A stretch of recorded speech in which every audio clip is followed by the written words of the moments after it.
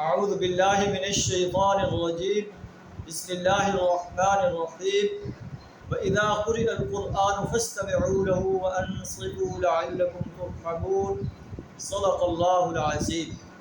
سورہ اعراف آیت نمبر 204 آپ کے سامنے تلاوت کی ہے۔ اس آیت کا ترجمہ کچھ اس طرح ہے، وَإِذَا قُرِئَ الْقُرْآنُ، جب قرآن پڑھا جائے، فَاسْتَمِعُوا لَهُ، اس کو غور سے سنو۔ اللہ کا قرآن ہمیں کیا رہنمائی دے رہا ہے، کیا گائیڈ لائن دے رہا ہے، کس چیز کا آرڈر دے رہا ہے، کس چیز سے روک رہا ہے۔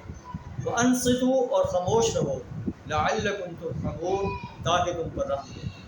قریش مکہ جو ہے کہتے تھے کہ جب اللہ کے رسول صلی اللہ علیہ وسلم قرآن پڑھیں تو لا تسمعوا لهذا القرآن، اس قرآن کو نہ سنو، والغوا فیہ، شور و غل ڈال دو جب نبی صلی اللہ علیہ وسلم قرآن پڑھ رہے ہیں، لعلکم تغلبون، تاکہ تم غالب آ جاؤ۔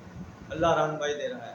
وَإِذَا قُرِئَ الْقُرْآنُ، جب قرآن پڑھا جا رہا ہو، فَاسْتَمِعُوا لَهُ، اس کو غور سے سنو، اس کی گائیڈ لائن کو فالو کرو۔ انصتوا، شور و غل نہیں کرنا، خاموش رہنا ہے۔ لعلکم ترحمون، ہو سکتا ہے کہ تم پر رحم کیا جائے۔ اللہ سے دعا ہمیں اس آرڈر کو فالو کرنے کی توفیق کا۔ وآخر دعوانا الحمدللہ۔